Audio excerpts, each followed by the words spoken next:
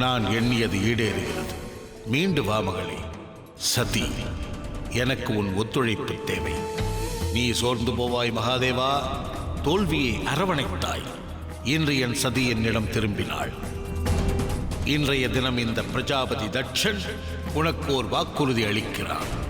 இனி நீ எனது புதல்வியை நெருங்க எத்தனித்தால் அவள் மனதில் நீ மீண்டும் புகாதிருக்க வேண்டிய அனைத்திற்கும் ஆவண செய்கிறேன்.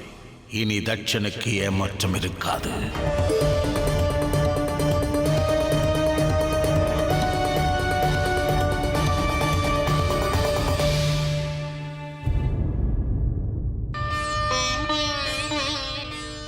நானும் உன்னோட தந்தையின் இல்லம் வருகிறேன் சதி. நீ இன்னும் என்னை மன்னிக்கவில்லையா? காரணம் அதுவல்ல. சதி துன்பத்தில் ஆழ்ந்திருக்கிறாள். இச்சமயம் நானும் இவள் உடனிருத்தல் அவசியம். சொற்ப தினங்கள் நான் தங்கி வருகிறேன். சதி, உன்னால் தான் நான் மறுவாழ்வு பெற்றேன். என்னால் சாத்தியமெனில் நான் மகாதேவருக்கு எடுத்துரைத்து அவரை உன்னோடு இணைப்பேன்.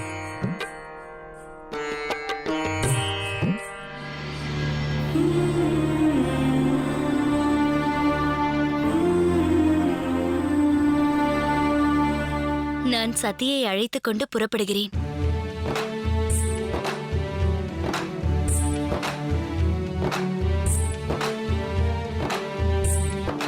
அவர் தம்மை நிராகரிக்கவில்லை சதி. அவரோடு இணைய தேவையான யோகியதையை வளர்த்துக் கொள்ள தமக்கு அவகாசம் அளித்திருக்கிறார். அவருக்கு தம்மீது அக்கறை இல்லாதிருந்தால் மகாமண்டல சபையில் தன்னை குறித்து உரையாடிய அவமதிப்பான வார்த்தைகளை சிரித்தவாறு ஸ்வீகரித்த மகாதேவர் இன்று தமக்கு அவமானம் ஒன்று நேர்கையில் அதையும் சகித்திருக்க வேண்டுமே. அர்த்தம் புரிந்து கொள்ளுங்கள். தம்மீது மகாதேவர் எல்லையில்லா அன்பு கொண்டிருக்கிறார்.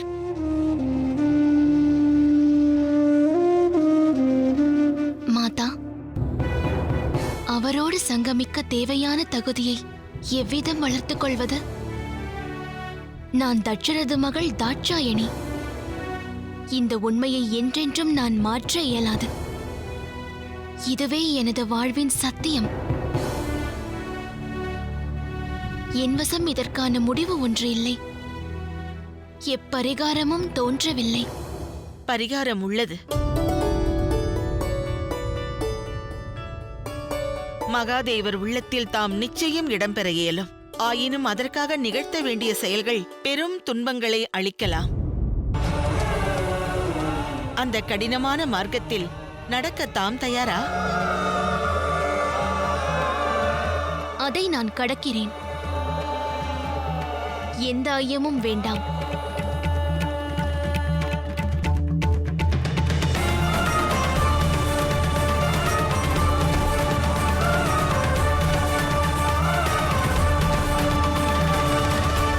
இதுநாள் வரையிலும் தாம் மகாதேவரை மையலினால் வசப்படுத்த முயன்றீர்கள். எனினும் இம்முறை பக்தியால் வசப்படுத்த முயன்று பாருங்கள்.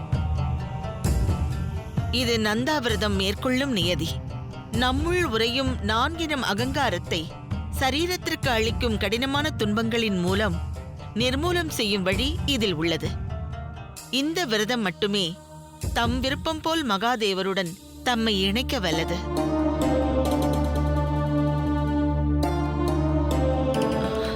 எனினும் தாங்கள் ஏன் தயங்குகிறீர்கள்? தாம் தமது தந்தையின் அரண்மனையிலிருந்து இந்த விரதத்தினை பரிபூர்ணமாக மேற்கொள்வது சாத்தியமா?